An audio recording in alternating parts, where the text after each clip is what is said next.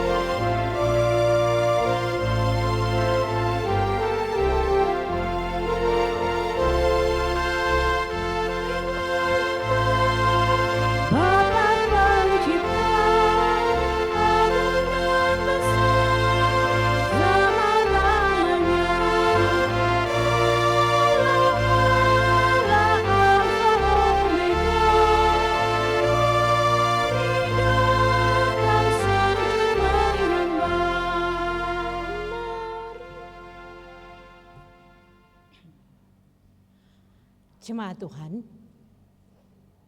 dengan kita telah merasakan kasih tuntunan penyertaan Tuhan dalam sepanjang hidup kita, sampai hari ini, pagi ini kita dilayakkan untuk datang beribadah. Dalam ibadah pagi hari ini, mari kita dengan penuh sukacita dan rasa syukur beribadah kepadanya dalam satu pengakuan bahwa pertolongan kita adalah di dalam nama Tuhan yang telah menjadikan langit dan bumi.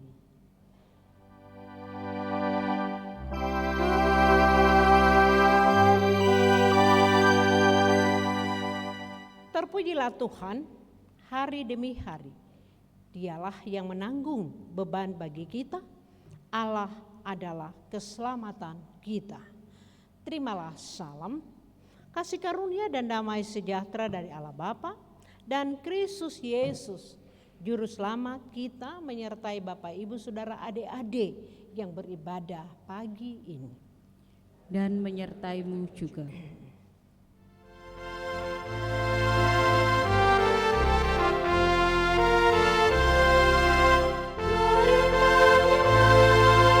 Yesus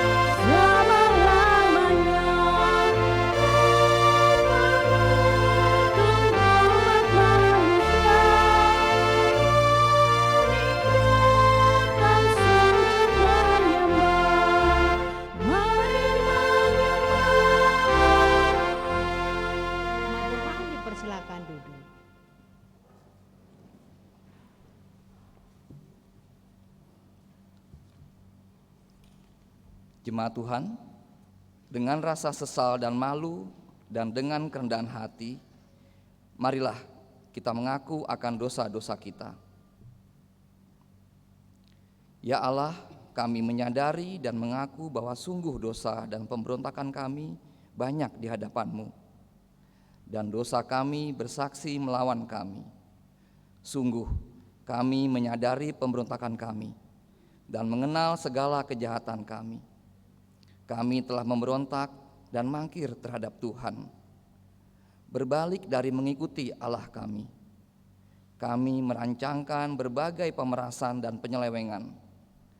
Hati kami mengandung dusta dan melahirkannya dalam kata-kata. Karena itu kami mohon kepadamu, ya Bapa, ampunilah segala dosa dan pemberontakan kami. Baharuilah kami, supaya kami layak menjadi anak-anak-Mu. Demikian pengakuan umat-Mu, dengarlah ya Tuhan.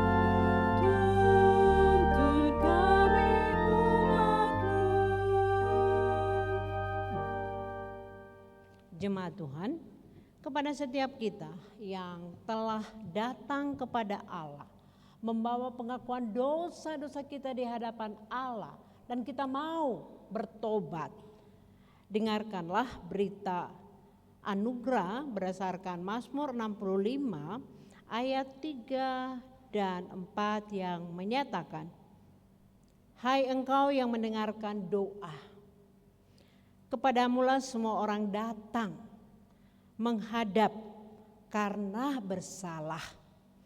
Pelanggaran-pelanggaran kami melebihi kekuatan kami, tetapi engkaulah yang menghapuskannya. Inilah berita anugerah bagi kita Bapak Ibu Saudara-saudara, adik-adik. Maka berdasarkan firman Tuhan ini sebagai pelayan Yesus Kristus, kami memberitakan bahwa pengampunan dosa telah berlaku bagi kita hanya di dalam nama Bapa, Anak, dan Roh Kudus. Syukur kepada Tuhan. Amin.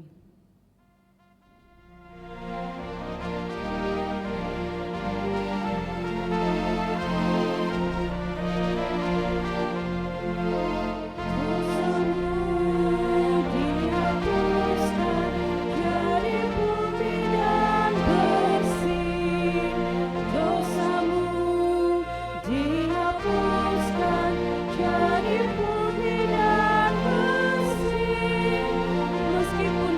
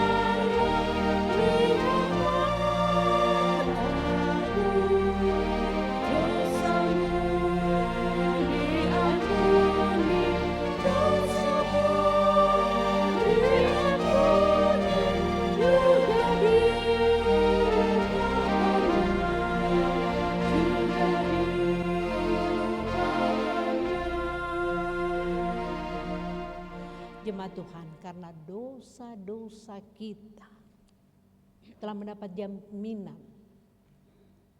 dalam pengampunan kasih Allah. Maka sekarang saya undang jemaat berdiri sebagai tanda kesiapan kita untuk menyambut dan mendengarkan firman Tuhan yang harus kita pedomani dalam menjalani hidup yang sudah dibaharui oleh kasih Allah. Matius 11 ayat 28 sampai 30 menuntun kita demikian. Marilah kepadaku semua yang letih, lesu dan berbeban berat, aku akan memberikan kelegaan kepadamu. Pikulah kuk yang kupasang dan belajarlah daripadaku, karena aku lemah lembut dan rendah hati, dan jiwamu akan mendapat kelegaan, sebab kuk yang kupasang itu menyenangkan dan bebanku pun ringan. Berdasarkan firman Tuhan ini, kita yakin dan percaya bahwa Roh Kudus menolong kita untuk mewujudkan kemuliaan Allah dalam seluruh hidup dan kesaksian kita di dunia.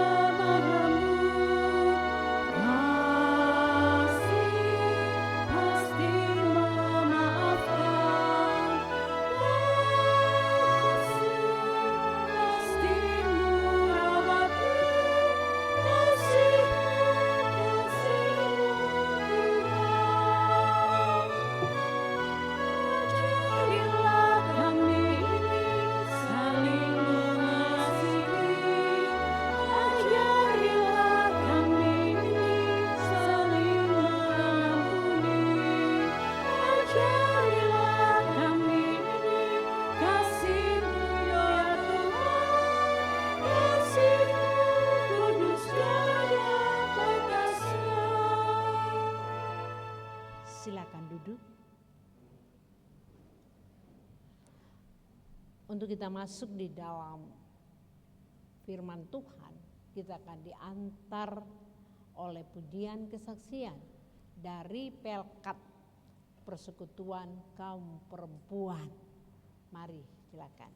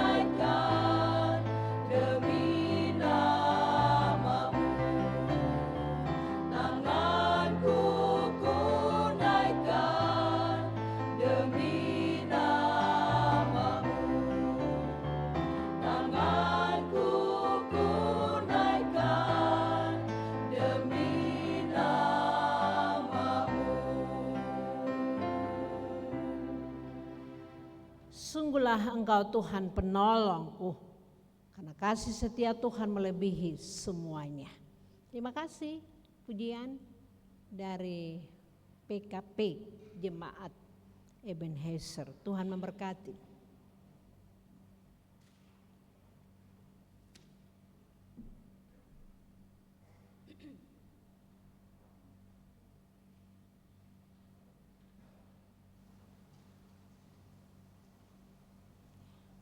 Jemaat Tuhan, kita masuk di dalam pembacaan dan pemberitaan firman Tuhan dalam ibadah pagi hari ini.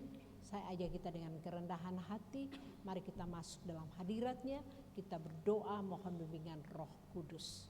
Mari kita berdoa. Dalam ibadah umat yang kedua siang hari ini Tuhan, marilah Engkau hadir di dalam ruangan gedung ibadah ini.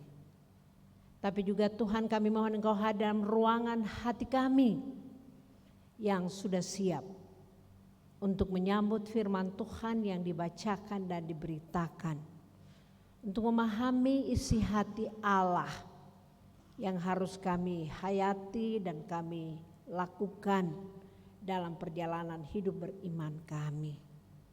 Urapilah kami semua Tuhan, baik hamba yang akan memberitakan firman dan juga jemaat Tuhan yang sudah mempersiapkan hati sebagai tanah yang subur di hadapan Allah untuk firman-Mu boleh mendarat, bersemayam di dalam penghayatan iman kami, dalam kami melanjutkan perjalanan hidup kami.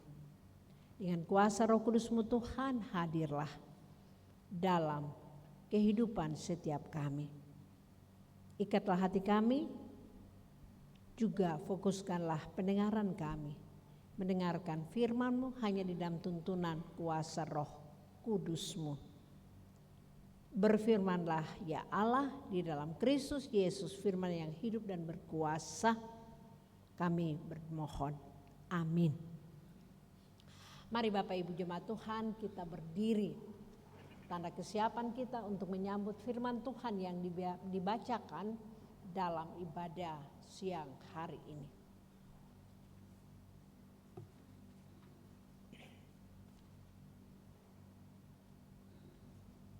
Haleluya.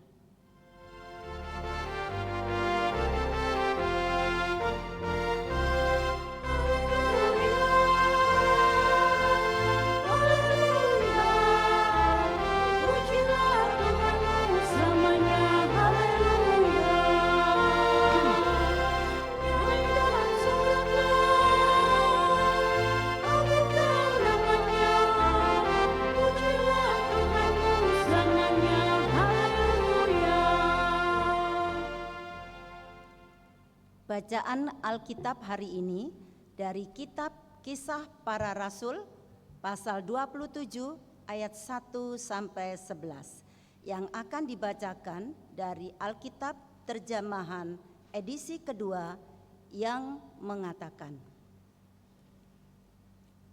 setelah diputuskan bahwa kami akan berlayar ke Italia, Paulus dan beberapa orang tahanan lain diserahkan kepada seorang perwira yang bernama Julius dari batalion Kaisar. Kami naik ke sebuah kapal dari Adramitium yang akan berangkat ke pelabuhan-pelabuhan di sepanjang pantai Asia. Lalu kami bertolak. Aristarkus, seorang Makedonia dari Tesalonika, menyertai kami. Keesokan harinya kami singgah di Sidon. Julius memperlakukan Paulus dengan ramah dan memperbolehkannya mengunjungi sahabat-sahabatnya supaya mereka memenuhi keperluannya. Oleh karena angin sakal, kami berlayar dari situ menyusur pantai Siprus. Setelah mengarungi laut di depan Kilkia dari Pamfilia, sampailah kami di Mitra di daerah Likia. Di situ perwira itu menemukan sebuah kapal dari Alexandria yang hendak berlayar ke Italia. Ia memindahkan kami ke kapal itu. Selama beberapa hari berlayar, kami hampir-hampir tidak maju, dan dengan susah payah kami mendekati Kaidus. Karena angin menghalangi kami bergerak maju, kami menyusur pantai Kreta melewati Tanjung Salmone. Sesudah kami dengan susah payah melewati tanjung itu, sampailah kami di sebuah tempat bernama Pelabuhan Indah dekat kota Lasea. Sementara itu sudah banyak waktu yang hilang. Hari puasa sudah berlalu dan sudah berbahaya untuk melanjutkan pelayaran. Sebab itu Paulus memperingatkan mereka, katanya, "Saudara-saudara, aku lihat bahwa pelayaran kita akan mendatangkan kesukaran-kesukaran dan kerugian besar, bukan saja bagi muatan dan kapal, tetapi juga bagi nyawa kita." Namun perwira itu lebih percaya kepada jurumudi dan nahkoda daripada kepada perkataan Paulus. Demikianlah pembacaan Alkitab. Hendaklah firman Tuhan yang sudah dibacakan ini, kekayaan dan kebenarannya akan terus menetap tinggal dalam hati kita, dan ucaplah syukur kepada Allah.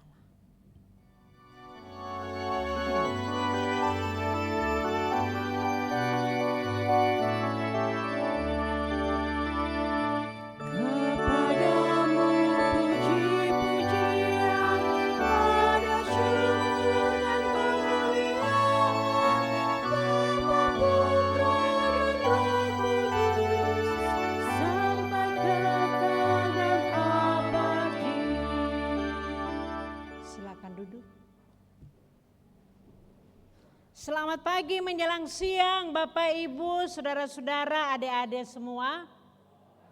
Iya, silakan berjabat tangan dong dengan kiri kanannya. Katakan damai sejahtera bagimu. Ya. Karena damai sejahtera Tuhan yang terus menyertai memberkati kita pada siang hari ini Bapak Ibu jemaat, kita boleh ada dalam ruangan ibadah pada siang hari ini. Saudara-saudara, aku lihat bahwa pelayaran kita akan mendatangkan kesukaran-kesukaran dan kerugian, bukan saja bagi muatan dari kapal, tetapi juga bagi nyawa kita. Perhatikan ayat 10 dari bacaan kita tadi. Karena dari ayat inilah diangkat tema oleh GPIB, kasih yang memperhatikan kesukaran dan kerugian.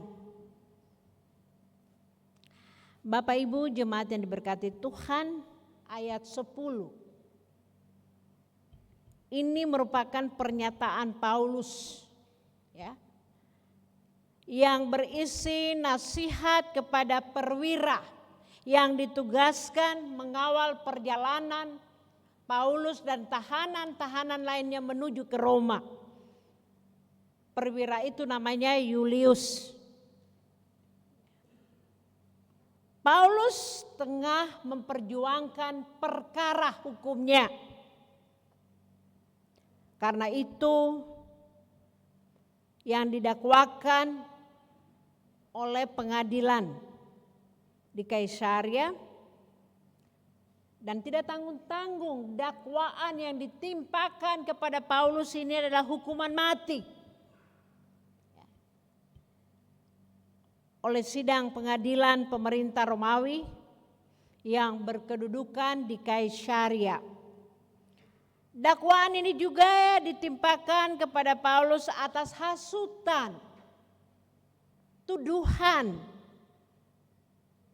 yang dilakukan oleh para imam-imam kepala dan tua-tua bangsa Yahudi. Mengapa dakwaan ini ditimpahkan kepada seorang yang bernama Paulus? Hanya karena membawa masuk orang-orang di luar non-Yahudi yang sudah percaya kepada Allah di dalam Kristus ke dalam bait Allah. Maka ia ditangkap. Bapak Ibu boleh baca di dalam Kisah Rasul 21 ya. Ayat 27 dan sampai 29. Inilah alasan Paulus ditangkap lalu ditahan selama kurang lebih 2 tahun. Ia menjalani tahanan.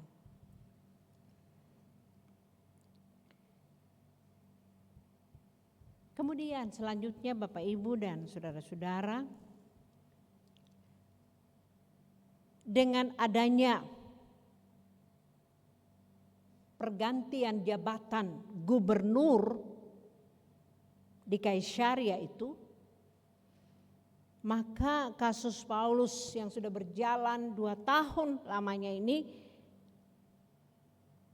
dilanjutkan kembali atau dibuka kembali prosesnya. Nah, pada kesempatan inilah Paulus mengajukan untuk naik banding kepada Kaisar. Untuk proses naik banding inilah Paulus harus dikirim ke Roma, Italia, sebagai pusat pemerintahan Kaisar Romawi. Paulus bersama tahanan-tahanan lainnya menuju ke Roma dengan menggunakan transportasi laut, kapal laut. Lalu dia berlayar menuju ke Roma, dan itulah yang kita baca tadi dalam bacaan kita, perjalanan Paulus ke Roma. Ayat 1 sampai 5. Di situ dijelaskan bahwa perjalanan mereka itu dikawal oleh seorang perwira kaisar yang bernama Julius. Nah, dikisahkan bahwa Paulus diperlakukan dengan sangat baik dan ramah oleh Julius. Dia diberi kebebasan, walaupun dia tahanan, dia diberi kesempatan, diberi kebebasan untuk bertemu sobat-sobatnya, teman-teman sepelayanan yang ada di daerah Sidon ketika mereka berlayar. Dikatakan dia menemui saudara-saudaranya supaya saudara-saudaranya itu membantu Paulus dalam segala kebutuhan di dalam kehidupan pelayanannya. Itu bisa kita lihat dari ayat 1 sampai 5 dalam bacaan kita tadi. Kemudian pada ayat 6 sampai dengan ayat 11, di situ dikisahkan bahwa pelayaran Paulus ini tiba di Mira, daerah Likia. Lalu Paulus dan rombongannya ini dipindahkan ke kapal lain ya, oleh perwira Julius, dan kapal ini adalah kapal yang berasal dari Alexandria, Mesir. Lalu dalam pelayaran ini kapal yang ditumpangi Paulus dalam pelayarannya mengalami ancaman badai, mengalami cuaca buruk yang membuat situasi semakin berbahaya untuk mereka melanjutkan pelayaran itu sampai ke Roma. Pada saat itulah Paulus yang sudah memprediksi apa yang akan terjadi, bahaya yang mengancam di depan untuk pelayaran kapal itu, maka ia tampil ya, untuk memperingatkan perwira, nakoda, jurumudi, bahkan pemilik kapal yang juga ada di dalam perjalanan itu. Ya. Dan itulah yang kita lihat pada ayat 10. Apa pernyataan Paulus di situ? Dia katakan, saudara-saudara, aku lihat bahwa pelayaran kita ini akan mendatangkan kesukaran-kesukaran dan kerugian besar. Yang bukan saja berbahaya bagi muatan atau kargo yang sedang mengangkut muatan kapal. Tetapi juga bahaya yang sudah di depan mata ini membahayakan nyawa kita yang menumpang di dalam kapal yang saat itu sedang goncang oleh terpaan angin badai, angin sakal. Tentu saja Bapak Ibu jemaat, nasihat Paulus ini bukan tidak beralasan. Ya, karena Paulus sendiri punya pengalaman menempuh pelayaran dari lautan ke lautan. Ketika dia berkeliling melaksanakan tugas memberitakan Injil dari pulau ke pulau dengan menggunakan kapal. Paulus sudah punya pengalaman bagaimana sih berlayar dalam keadaan berbahaya. Ya, dalam keadaan di depan ini loh sudah kelihatan ancaman. Ya, yang bukan saja membahayakan kapal dengan muatan-muatannya, tapi juga sangat membahayakan keselamatan para penumpang. Nah, dengan modal pengalaman inilah Paulus berupaya. Dalam keadaan genting sekalipun ia memberikan nasihat, memberikan peringatan kepada perwira, kepada nakoda dan jurumudi, bahkan pemilik kapal itu sendiri, supaya berhentilah sejenak, jangan memaksakan diri untuk melanjutkan pelayaran itu karena ada bahaya. Dan sudah jelas bahaya itu di depan mata. Jadi Paulus mengambil inisiatif menasihati dan memperingati perwira, nakoda, jurumudi, serta pemilik kapal untuk tidak meneruskan pelayaran itu. Sebab bagi Paulus mereka sedang dalam bahaya. Ya. Suasana genting yang bukan saja menimbulkan kesukaran-kesukaran dan kerugian untuk muatan kapal, tetapi terutama bahaya bagi keselamatan semua penumpang yang ada dalam kapal itu. Di sini Paulus mengingatkan supaya perwira, nakoda, jurumudi ya, mengambil keputusan yang tepat di tengah keadaan yang genting seperti itu. Supaya mereka mengambil keputusan yang baik dan tepat. Jangan memaksakan keinginan-keinginan mereka untuk terus melanjutkan pelayaran kapal itu. Yang bisa menimbulkan ancaman bahaya yang telah kelihatan di depan mata.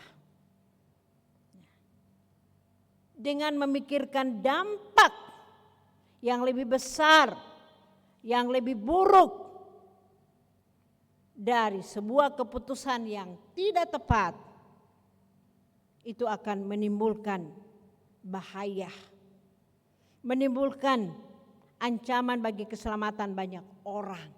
Nah, inilah yang ada di benak hati Paulus. Jangan ini terjadi. Karena itu dia sebagai penumpang kapal berusaha dengan kesempatan yang ada dia memberi nasihat, memberikan teguran, peringatan, jangan teruskan pelayaran ini bahaya. Ya. Artinya dalam keadaan yang genting sekalipun Paulus tidak bisa bungkam. Ya.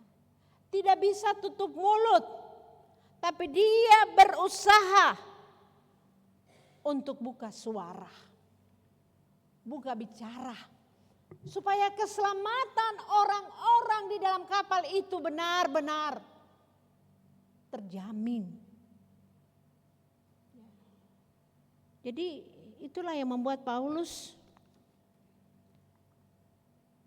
kasihnya yang dihidupinya di dalam Kristus menimbulkan keberanian untuk menasihati dan memperingatkan perwira, nakoda dan jurumudi kapal. Ya.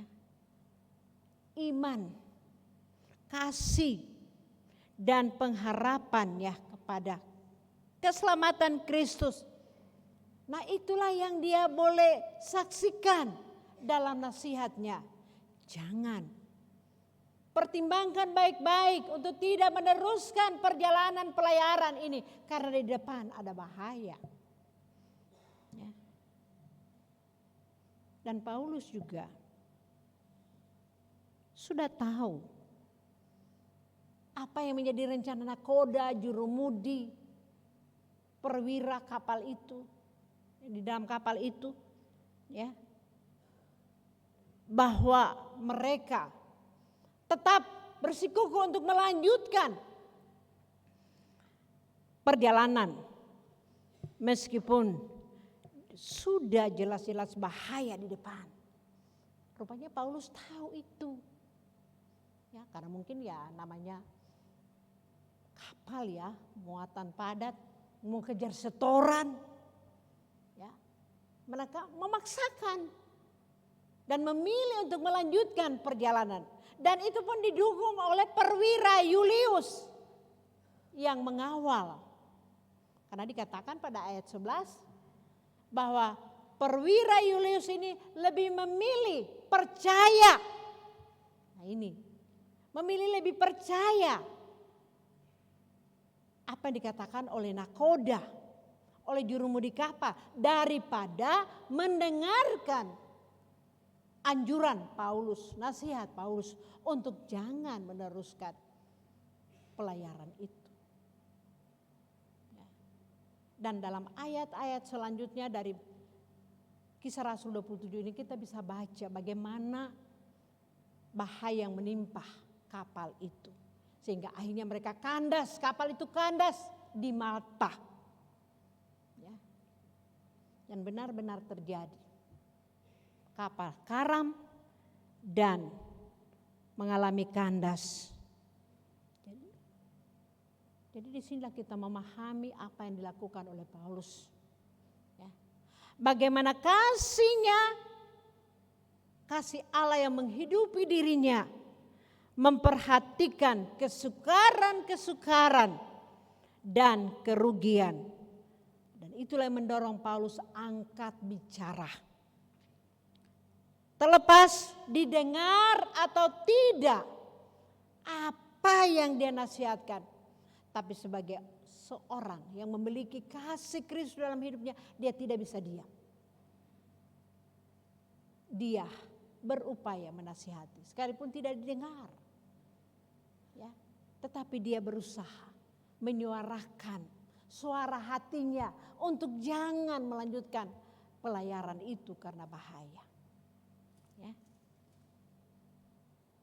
Jadi Bapak Ibu, dorongan hati nuraninya berdasarkan kasih Kristus, Paulus menyatakan kepeduliannya untuk kebaikan dan keselamatan orang-orang lain. Paulus tidak hanya memikirkan keselamatan bagi dirinya sendiri, ya, tapi keselamatan Allah itu harus disuarakan. harus disampaikan kepada banyak orang, apalagi pada saat yang genting dan berbahaya itu. Bela rasanya di tengah ancaman bahaya, Paulus berusaha menyatakannya. Tetapi sayangnya perwira itu jauh lebih percaya kepada apa kata nakoda dan jurumudi itu, terus melanjutkan pelayaran itu. Ya, mungkin bagi perwira, apa sih Paulus? Paulus seorang tahanan kok. Dia hanya penumpang di dalam kapal. Apa sih yang dia tahu? Ya. Mungkin itu ya pertimbangan perwira Julius, sehingga dia mengambil keputusan untuk lebih percaya dan mendengarkan apa kata nakoda dan jurumudi, sekalipun bahaya ada di depan. Nah, Bapak, Ibu dan saudara-saudara, Paulus mengajarkan kepada kita bagaimana kita sebagai orang percaya dalam setiap kondisi apapun kita harus hadir, menyaksikan, memberitakan, mewartakan suara hati kita berdasarkan cinta kasih Allah di dalam Kristus, yang adalah jaminan keselamatan dalam hidup kita. Pertanyaannya, apa pesan moral yang kita dapatkan dari kisah Paulus yang menempuh perjalanan ke Roma ini bagi kehidupan beriman kita sebagai gereja Tuhan, sebagai orang percaya saat ini? Bapak Ibu tentu ingat ya, ada sebuah kata-kata hikmat yang mengatakan hidup ini adalah perjalanan. Dan dalam perjalanan kita dapat menghadapi banyak hal. Apakah itu pengalaman hidup yang membuat kita senang, membuat kita tenang, aman dan baik-baik saja. Tetapi ada juga saatnya, waktunya di mana kita juga menghadapi dan mengalami saat-saat yang membuat kita terkadang panik. Membuat kita menghadapi ketegangan-ketegangan, kepanikan, dan tidak nyaman karena hal-hal yang terjadi dalam perjalanan hidup kita. Ya. Seringkali situasi dan kondisi sulit yang menegangkan juga kita alami, juga kita hadapi dalam perjalanan kehidupan kita. Nah, dari kisah Paulus ini kita belajar bahwa terkadang Tuhan pun mengizinkan saat-saat genting dalam ancaman bahaya. Ya, kita harus alami dalam perjalanan kehidupan kita. Dan pada saat-saat seperti itulah iman kita harus dapat teruji. Ya, seperti Paulus. Untuk menyatakan kesaksian kita tentang kasih Allah yang adalah sumber keselamatan kita. Seperti nyata dalam kisah perjalanan Paulus dalam bacaan kita hari ini. Dalam ancaman bahaya badai, sepertinya tidak ada tanda-tanda mujizat yang bisa terjadi Tetapi Paulus dengan pengharapan iman yang terus melekat kepada Kristus Juru Selamat, pekerjaan Roh Kudus mendorong dia untuk bangkit dan bertindak dalam keyakinan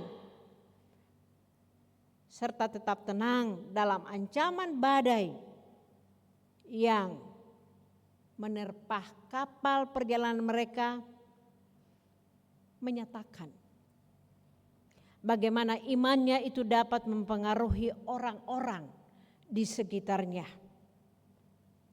Di mana Paulus terus memberikan nasihat dan semangat untuk bertolak dari kasih dan imannya kepada Kristus di tengah situasi, ya, di tengah situasi dan kondisi yang mencekam. Pesan moral dalam kisah ini mengingatkan dan menyadarkan kita, Bapak Ibu Saudara-saudara, bahwa dalam situasi kehidupan apapun yang menghampiri, yang melanda perjalanan dan pelayaran bahtera kehidupan kita, kita harus percaya. Ya, kita percaya bahwa kekuatan Allah di dalam Kristus itu berkuasa mengendalikan dan menolong kita menghadapi dan mengatasi badai-badai kehidupan, ancaman-ancaman bahaya yang sering datang silih berganti di dalam perjalanan hidup kita.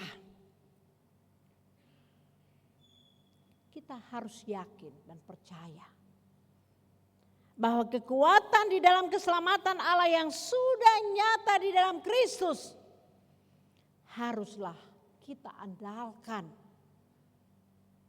mengendalikan hidup kita dalam menghadapi dan mengatasi segala situasi dan kondisi, mengatasi kesukaran-kesukaran, hambatan-hambatan dan masalah-masalah apapun di dalam perjalanan pelayaran kita di tengah samudra luas dunia ini.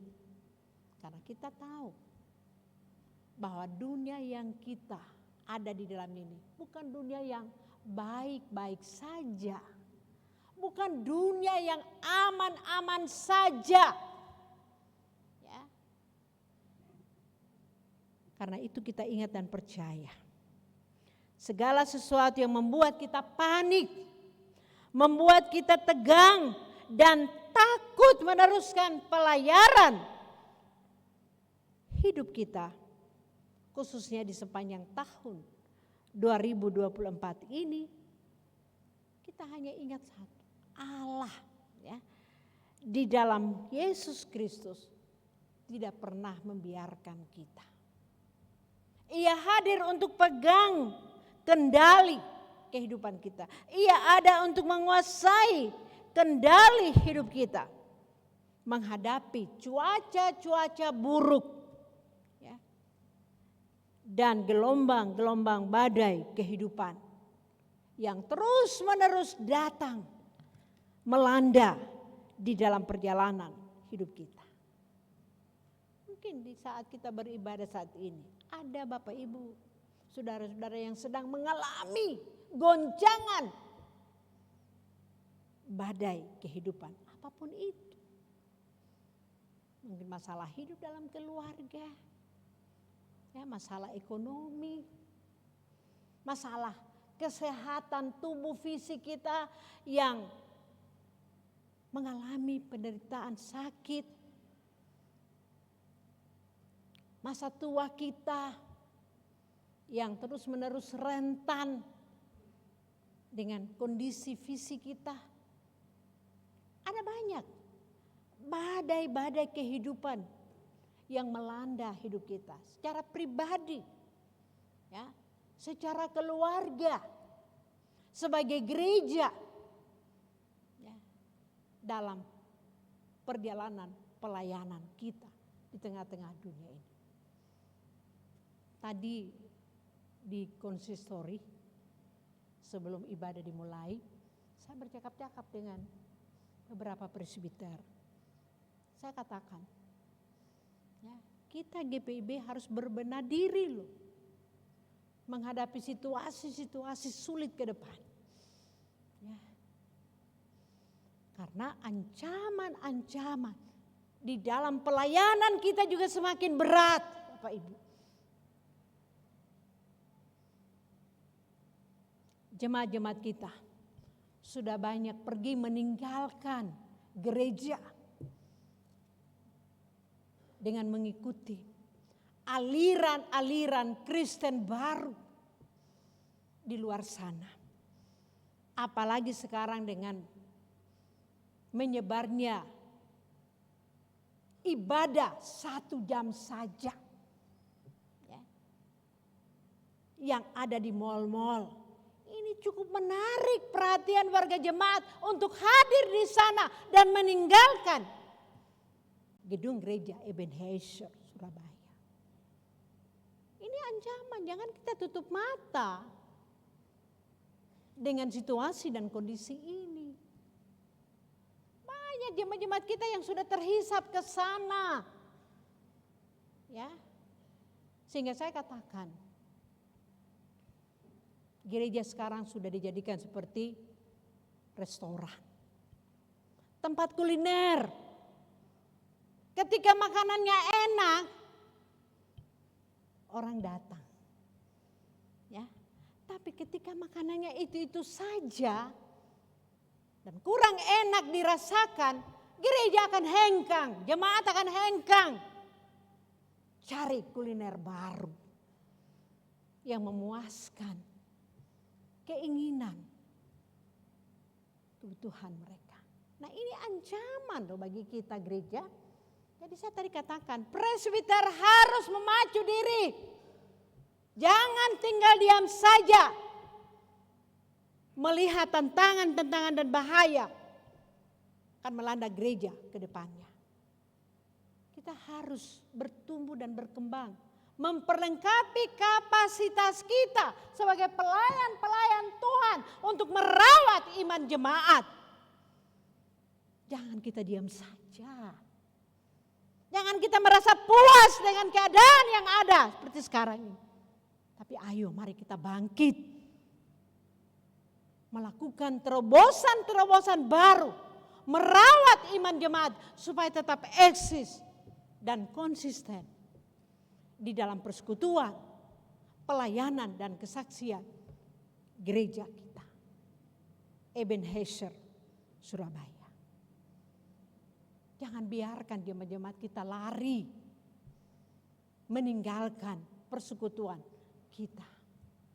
Karena itu mari kita pelan-pelan gereja, presbiter, pelkat, pelayanan kita jangan mengalami kemunduran dari tahun-tahun sebelumnya.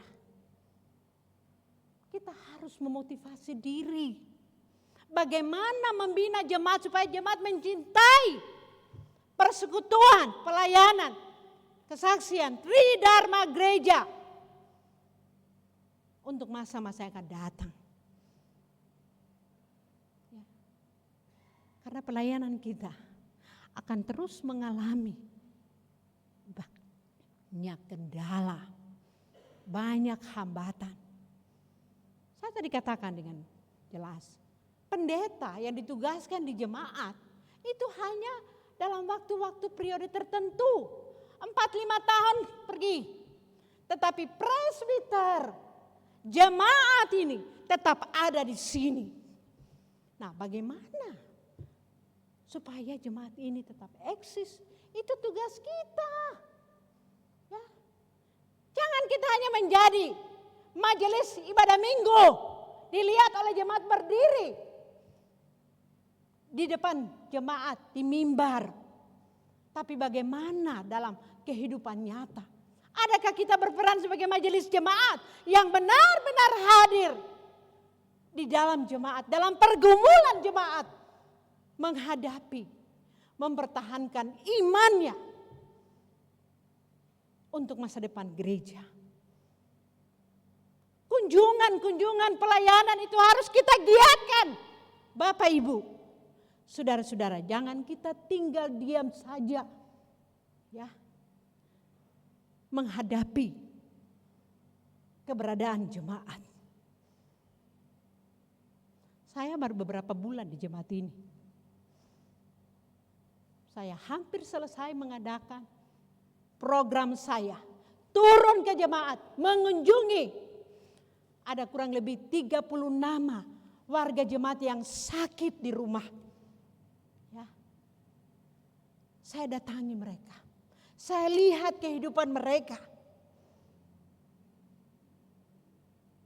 Dan memang ada kesedihan di hati saya ketika ada di tengah-tengah jemaat yang sangat-sangat membutuhkan pendampingan, penguatan di dalam mereka bertahan di tengah situasi-situasi yang semakin sulit. Kita adalah saksi-saksi Kristus, Bapak Ibu. Karena itu kita jangan tinggal diam. Jangan kita bungkam mendengar jeritan jemaat. Kita harus memberi perhatian. Belajar dari Paulus. Di saat yang terancam sekalipun, ia tetap bangkit menyuarakan kasih Allah. Saudara-saudara, aku melihat akan terjadi banyak kesukaran-kesukaran dan kerugian-kerugian apabila perjalanan ini kita teruskan. Bukan saja bagi muatan kapal ini, tetapi juga keselamatan bagi banyak orang. Itu harus menjadi prioritas kita, mengambil keputusan yang bijak dan tepat. Ya, supaya orang-orang ini mengalami anugerah keselamatan Allah di dalam Kristus. Nah, bagaimana dengan kita, Bapak Ibu Saudara-saudara? Maukah kita, beranikah kita untuk bangkit, meneruskan berita keselamatan ini di tengah tantangan, di tengah hambatan, di tengah kesulitan yang kita hadapi. Ingat, keselamatan Allah bukan hanya untuk diri kita sendiri. Keselamatan Allah yang sudah nyata kita alami dalam Kristus bukan hanya dikurung dalam tembok gereja, tapi kita harus bawa keluar. Supaya orang-orang di luar sana akan juga mengalami dan merasakan jaminan keselamatan Allah di dalam Yesus Kristus. Karena itu Bapak Ibu Saudara-saudara, mari kita memberi diri kita dipakai oleh Tuhan untuk meneruskan karya keselamatan Allah. Dengan menjadikan Paulus sebagai contoh. Ya, memberi diri sepenuhnya dipakai oleh Tuhan untuk memberitakan kabar keselamatan Allah di dalam Kristus. Walaupun dia dalam keadaan sebagai tahanan, tapi itu tidak menghambat panggilan pelayanannya untuk menyuarakan suara hatinya berdasarkan cinta kasih Allah yang sudah dirasakan dan dialaminya. Kita juga harus demikian. Ya, mau dipakai oleh Allah. Menjadi perpanjangan tangan kasih Allah untuk menjangkau, menyatakan, mewujudkan kasih Kristus kepada semua orang. Untuk menolong dan memperhatikan kesukaran-kesukaran dan tantangan hidup yang ada. Sambil kita juga terus berjuang mempertahankan iman, pengharapan dan kasih kita kepada Kristus yang adalah Tuhan dan Juru Selamat kita. Amin Bapak Ibu. Terima kasih, Tuhan memberkati.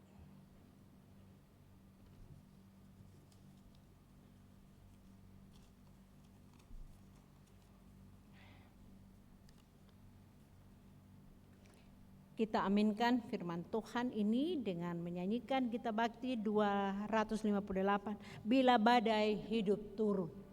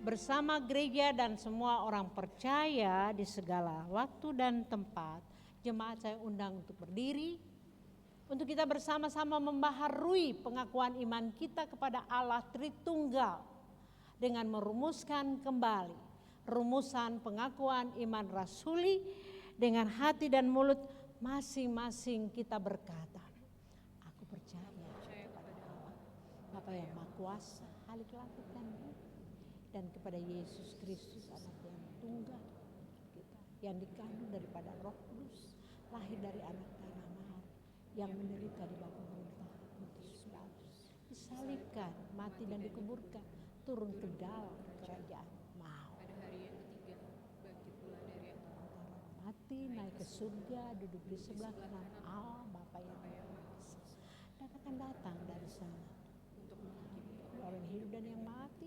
Aku percaya pada Roh Kudus, gereja yang kudus dan persekutuan orang kudus, pengampunan dosa, kebangkitan daging, dan hidup yang kekal. Silahkan duduk.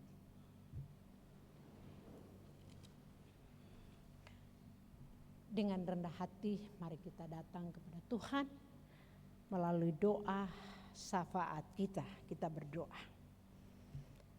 Terpujilah Allah keselamatan kami di dalam Kristus Yesus dan Roh Kudus, Allah yang setia, menjaga, menuntun, memimpin kehidupan kami, sehingga kami boleh ada sampai dengan hari ini. Kami boleh beribadah kepadamu Tuhan, karena atas perkenaan dan pertolongan kepada kami. Ini kami Tuhan, kami bersyukur, berterima kasih, karena kami masih boleh mendengarkan suara Tuhan untuk menguatkan kami, meneguhkan iman dan pengharapan dan kasih kami kepada Allah dalam Kristus, sehingga di dalam situasi dan kondisi apapun yang kami hadapi dalam perjalanan hidup kami tetap setia kepada Tuhan. Kami tetap setia mempertahankan iman, pengharapan dan kasih kami, mengandalkan kuasa keselamatan Tuhan menjadi jaminan dalam kehidupan kami untuk dapat menghadapi, untuk dapat mengatasi segala bentuk kesukaran-kesukaran, badai-badai kehidupan yang melanda dalam perjalanan hidup beriman kami dengan Tuhan. Kami boleh belajar dari Paulus untuk tetap memelihara, mempertahankan iman kami. Dan dengan iman kami kepada Kristus, kami berani untuk tampil menyuarakan suara kebenaran Allah. Untuk membawa dunia ini membawa kehidupan banyak orang untuk juga masuk dan mengalami kuasa keselamatan Kristus di tengah-tengah persoalan, kemelut masalah, dan penderitaan hidup mereka. Karena itu Bapa, kami mohon, jadikanlah kami bukan saja sebagai orang-orang yang setia bergereja, pendengar-pendengar firman, tetapi pakailah kami Tuhan menjadi orang-orang yang bergereja dalam ketekunan dan kesetiaan iman kami dan melakukan firman Tuhan. Karena itu Tuhan, berkatilah kami, mampukanlah kami untuk menjadi pelaku-pelaku kebenaran firman, supaya hidup kami punya kesaksian tentang kasih Allah dalam Kristus kepada banyak orang yang ada di sekitar kami. Terima kasih Tuhan untuk firman yang sudah melawat kami pada pagi hari ini dalam jam ibadah siang ini. Kami menyampaikan permohonan doa syafaat kami untuk mendoakan gereja-gereja Tuhan dalam perjuangannya menghadirkan tanda-tanda kerajaan Allah di bumi ini, di dunia ini, di tengah bangsa dan negara Kesatuan Republik Indonesia. Kehadiran kami sebagai gereja-gereja Tuhan yang kudus dan am, khususnya gereja Protestan Indonesia bagian Barat, mulai dari fungsionaris majelis sinode, jemaat-jemaat Tuhan yang tersebar di semua musyawarah pelayanan, dan terkhusus bersama jemaat-jemaat Tuhan yang ada di musyawarah pelayanan Jawa Timur, Persekutuan Gereja-Gereja Indonesia setempat sekota Surabaya. Kami mau menyerahkan seluruh program pelayanan kami ke depan di dalam kuasa Tuhan yang menolong memampukan kami untuk melaksanakan tugas-tugas pelayanan kami. Kami menyerahkan jemaat lokal yang ada di tempat ini, jemaat GPIB Ebenezer Surabaya. Kami semua yang terlibat dalam panggilan dan tanggung jawab pelayanan sebagai presbiter, ketua majelis jemaat bersama keluarganya, pendeta jemaat bersama keluarga, pendeta dalam pelayanan umum atau domisili bersama keluarga, diaken penatua bersama dengan keluarga, unit-unit misioner, pelkat-pelkat, komisi-komisi, tim-tim kerja yang ada di dalam jemaat ini. Tuhan, Engkau memberkati kami semua untuk meningkatkan kapasitas kami sebagai pelayan-pelayan yang terampil dan terus berjuang untuk perkembangan dan kemajuan pelayanan di jemaat Tuhan ini. Begitu juga pegawai kantor yang bekerja di lingkungan gereja, baik bagian administrasi, kasir keuangan, begitu juga tenaga-tenaga koster, sopir, petugas keamanan yang berjaga-jaga di lingkungan gereja ini. Kami adalah orang-orang yang sudah Engkau panggil, pilih, utus untuk melaksanakan kerja layan gerejamu ini. Tuhan, berkati kami, berkati kesehatan kami, berkati segala apa yang kami butuhkan untuk melengkapi kinerja kami dan pelayanan. Pelaksana harian majelis jemaat dengan bidang mereka masing-masing, Tuhan juga mampukan. Tuhan juga sehatkan fisik mereka, kuatkan iman pengharapan mereka untuk mengerjakan semua tanggung jawab pelayanan dengan penuh integritas.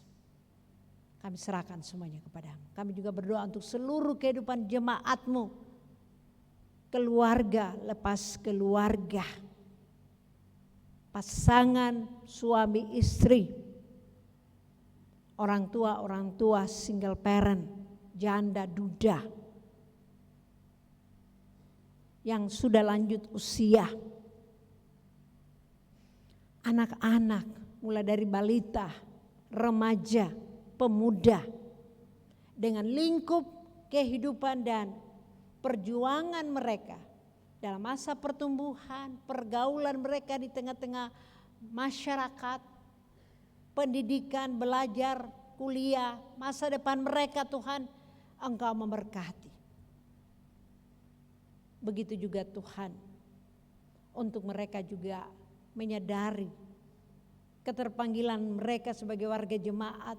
Mereka boleh berkontribusi di tengah kekayaan berkat yang Tuhan sudah limpahkan dalam hidup mereka. Mereka juga ikut merasa memiliki persekutuan, pelayanan dan kesaksian gereja di tengah-tengah jemaat Tuhan ini. Karena itu Tuhan, berkatilah seluruh jemaat. Bersama dengan jemaat-jemaat Tuhan yang saat ini juga mengikuti ibadah hari Minggu ini di ruang-ruang kerja mereka, di kantor, di pabrik, bahkan di jalan-jalan raya.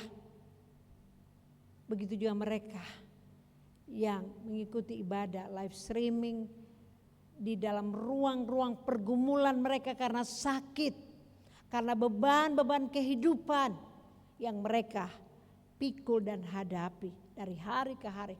Tuhan juga hadir melawat mereka.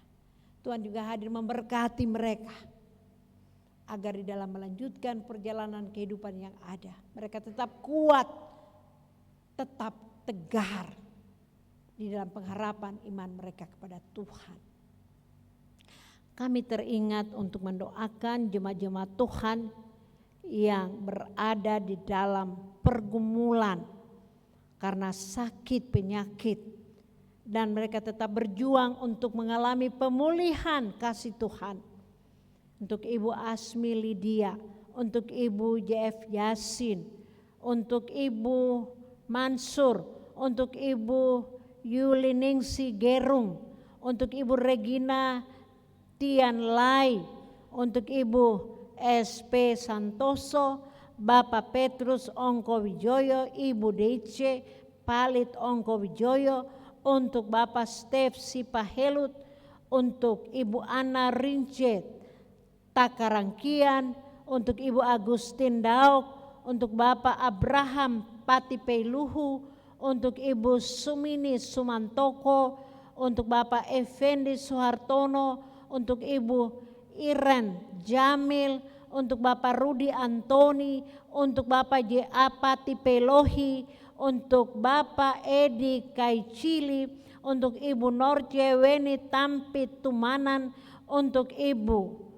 Nurma Hinjat Siregar, untuk Ibu Catherine Jayusmanto, untuk Ibu Suparjo, untuk Ibu Agnes Sopa Heluakan. Bahkan juga mungkin ada yang namanya tidak tercantum,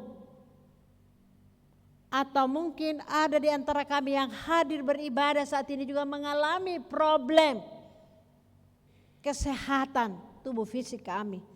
Mari Tuhan, Engkau melawat, Engkau menjamah akan seluruh tubuh jasmani jemaat Tuhan yang sakit ini, dan berkati perawatan yang mereka jalani, obat-obat penawar, makanan minuman yang mereka konsumsi, mental, moral, spiritual mereka. Tuhan, Engkau kuatkan supaya mereka tidak tenggelam dalam keputusasaan, dalam kekecewaan, apalagi mempertanyakan kuasa kasih Tuhan yang menolong mereka.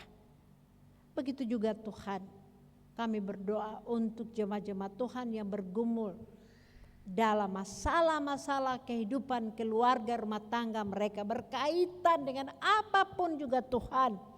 Engkau datang kepada mereka, kuatkan iman mereka untuk mencari hadirat Tuhan, mendapatkan pertolongan, mengatasi semua badai kehidupan, kesulitan, kesukaran hidup mereka. Dan Tuhan memberikan kekuatan dan kelegaan untuk memasuki hari esok dan masa depan mereka. Ya Tuhan, kami juga berdoa untuk mereka yang bergumul dengan kesusahan, kesedihan, karena banyak faktor yang menimbulkan di dalam kehidupan mereka. Tuhan, Engkau juga datang. Urapi mereka, jamah mereka dengan keluhan-keluhan, pergumulan-pergumulan pribadi, keluarga yang mereka boleh bawa di hadapan Tuhan. Dan Tuhan tolong mereka semua. Bagi mereka, bagi jemaat yang berhari ulang tahun dalam minggu sepekan yang baru yang akan datang ini, mereka berhari ulang tahun kelahiran, perkawinan, dan mensyukuri banyak berkat-berkat Tuhan yang mereka alami dalam sepanjang perjalanan hidup mereka, dalam usaha, dalam pekerjaan, dalam karir, keberhasilan dalam pendidikan. Tuhan, Engkau berkati, Engkau menyambut sukacita dan syukur mereka, dan Engkau sempurnakan menjadi sebuah akta iman mereka, bahwa mereka menyadari apa yang mereka terima, apa yang mereka alami dalam kehidupan ini, itu karena berkat anugerah Tuhan. Berkatilah Tuhan semua jemaat-Mu yang boleh beribadah pada hari Minggu ini, baik di rumah ataupun di dalam gedung ibadah. Tuhan, kami juga menyerahkan pemerintah dan kehidupan bangsa dan negara kami, mulai dari pusat sampai di daerah-daerah dan pelosok tanah air kami. Tuhan, hikmatilah mereka supaya mereka bekerja bersama dengan hikmat Tuhan, mengabdi di tengah-tengah kehidupan bangsa ini. Aparat keamanan yang terus berjaga-jaga menjaga kedamaian dan perdamaian, menjaga keutuhan dan kerukunan di NKRI ini. Tuhan, Engkau berkati. Secara khusus kami menyerahkan kepadamu pelaksanaan pesta demokrasi yang tinggal menghitung hari ini di tengah bangsa ini. Mari Tuhan, Engkau memberkati supaya suasana kondisi di tengah-tengah masyarakat kami menjelang pemilu dan sesudah pelaksanaan pemilu tetap aman, tetap kondusif, tetap rukun, dan kesatuan NKRI ini Tuhan memberkati.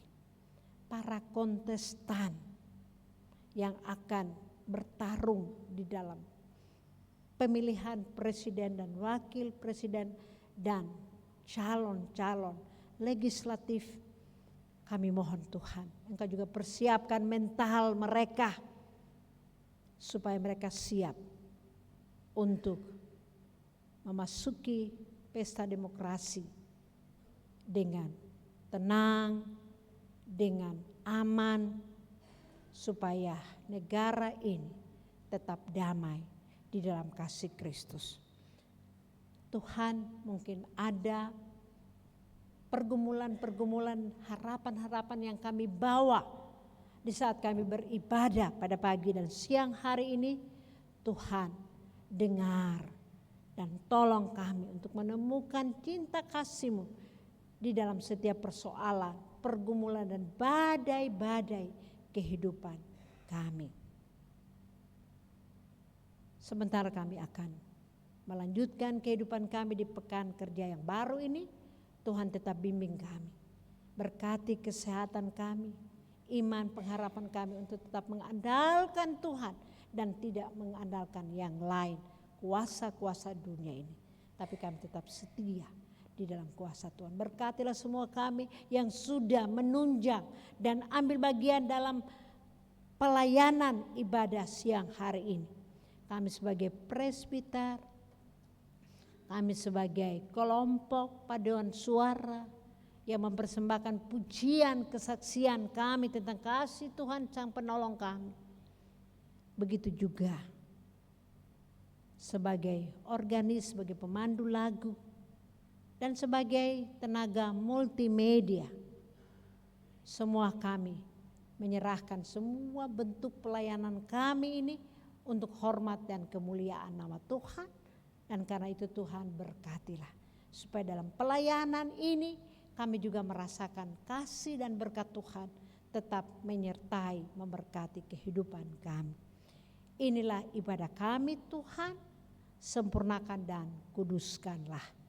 Ya Tuhan, dalam pengasihan-Mu kami bermohon, peliharalah kami hanya di dalam kasih setia Kristus yang terus mengajar kami untuk berdoa bersama-sama, menyempurnakan doa kami pada siang hari ini. Bapa kami yang di surga, dikuduskanlah nama-Mu, datanglah kerajaan-Mu, jadilah kehendak-Mu di bumi seperti di surga. Berilah kami pada hari ini makanan kami yang secukupnya. Ampunilah kami akan kesalahan kami, seperti kami juga mengampuni orang bersalah pada kami. Dan janganlah membawa kami dalam pencobaan, tapi lepaskanlah kami dari yang jahat.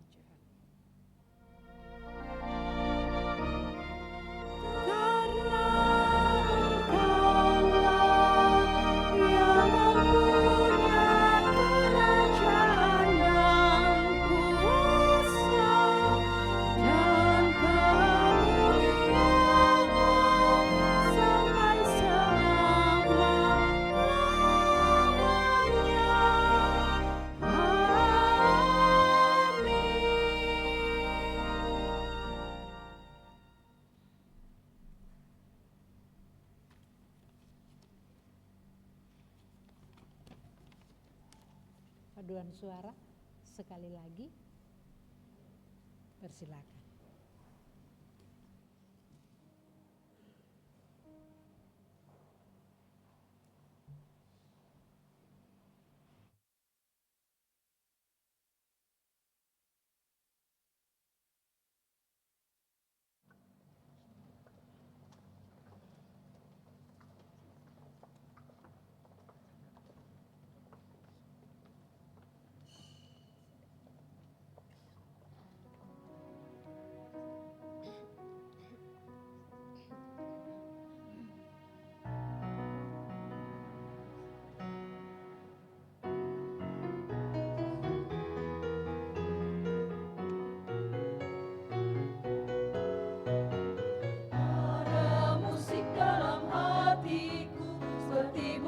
lonceng seribu, musik dari cintanya Tuhan dengan lagu penuh persembahan. Ada musik dalam hatiku dan berbunyi seperti nyanyian surga. Ada nyanyian dalam hatiku, nyanyian dari cintanya.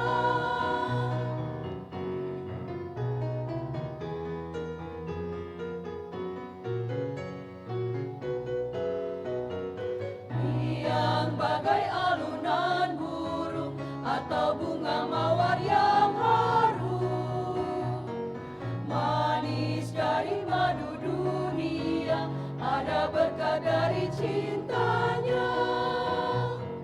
Ada musik dalam hatiku dan berbunyi seperti nyanyian surga.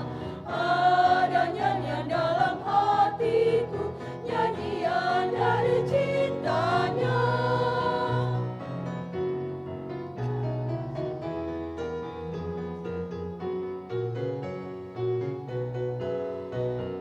Kasih Tuhan ajaib untukku, bagai kembang di musim semi.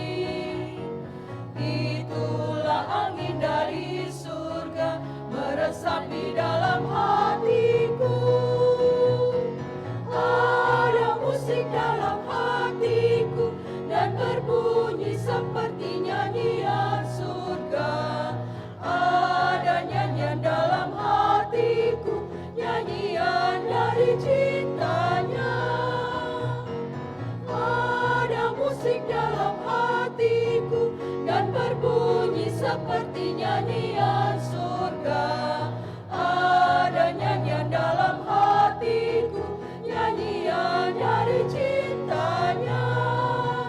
Nyanyian dari cintanya.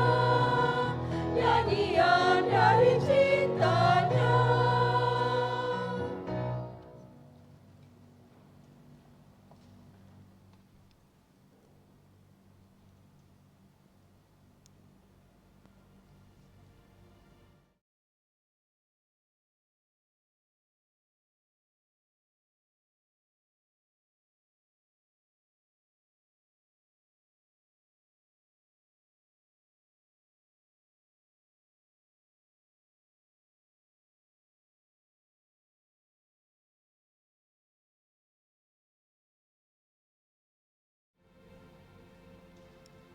Jemaat yang dikasihi oleh Tuhan, marilah kita mengucap syukur kepada Tuhan sambil memberi persembahan kepadanya.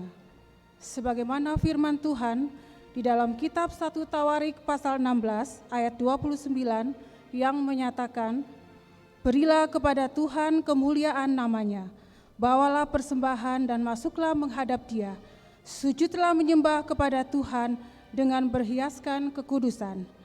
Bagi warga jemaat yang akan memberikan persembahan khusus pemeliharaan gedung gereja dapat memberikan ke kantong persembahan warna biru. Tuhan memberkati saudara dan persembahan saudara.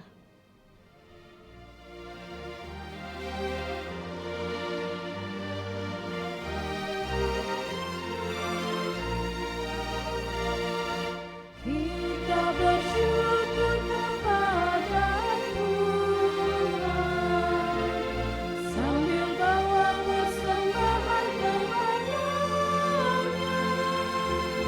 sebab Dia baik.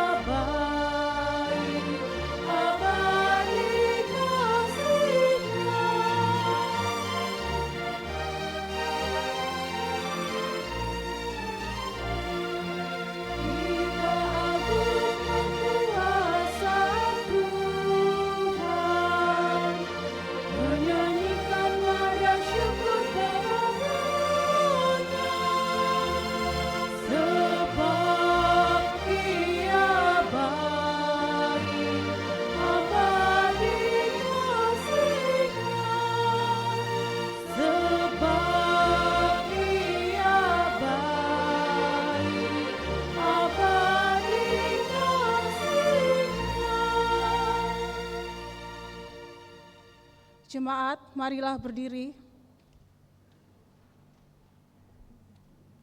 untuk menyerahkan persembahan syukur ini kepada Tuhan dalam doa syukur. Mari kita berdoa. Ya Tuhan, terimalah persembahan kami yang tak sebanding dengan berkat yang Engkau berikan pada kami. Sebab siapakah kami ini sehingga kami mampu memberi persembahan seperti ini? Jikalau bukan dari-Mu juga persembahan yang kami berikan ini. Jadikanlah persembahan kami ini sebagai berkat untuk menyatakan kasih-Mu bagi sesama dan bagi pembangunan tubuh Kristus. Hanya dalam nama-Mu Yesus kami berdoa. Amin. Jemaat, silakan duduk kembali. Majelis dan warga jemaat GPIB Benheiser Surabaya mengucapkan terima kasih kepada Ibu Pendeta Dona Eviva Kastanya Pindongo, SMTH, atas pelayanannya hari ini. Juga kepada sekalian diaken dan penatua yang bertugas hari ini, diucapkan terima kasih atas pelayanannya. Tuhan Yesus memberkati. Dan juga ucapan terima kasih atas pelayanannya organis, kantoria, paduan suara PKP Benheiser, operator sound dan multimedia, serta koster dalam ibadah ini. Tuhan Yesus memberkati pelayanan Bapak Ibu serta saudara dan saudari sekalian. Selanjutnya kita akan saksikan slide ringkasan warta jemaat. Mohon perhatian jemaat sekalian.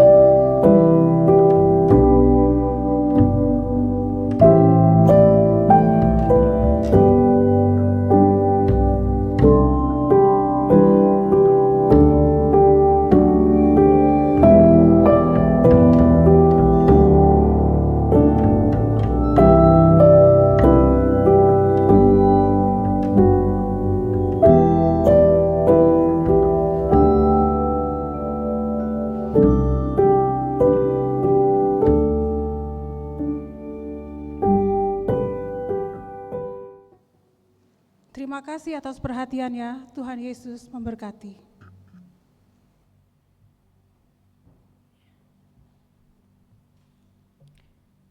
Untuk menerima amanat pengutusan, jemaat diundang berdiri.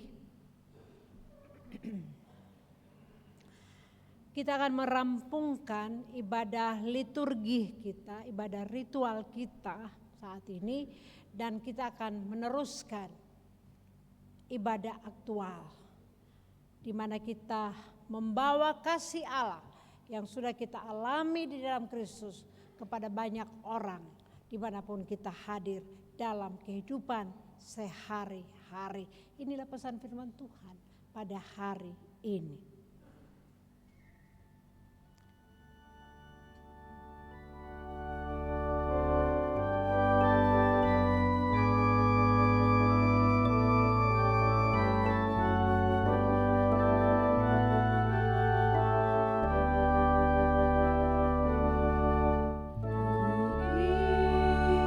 Selalu dekat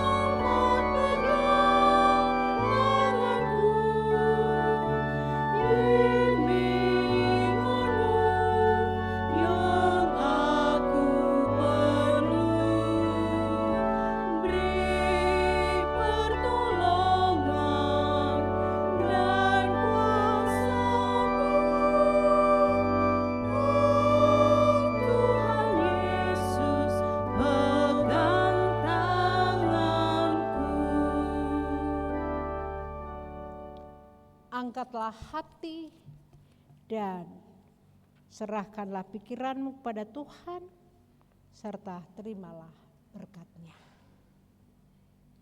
Allah yang adalah sumber segala anugerah, rahmat dan berkat, yang telah memanggil Bapak Ibu Saudara-saudara di dalam Kristus kepada kemuliaan-Nya yang kekal. Dialah di dalam tuntunan Roh Kudus menyertai, memberkati, melengkapi, meneguhkan dan menguatkan iman, pengharapan dan kasih kita, karena Dialah yang punya kuasa sekarang sampai selama-lamanya.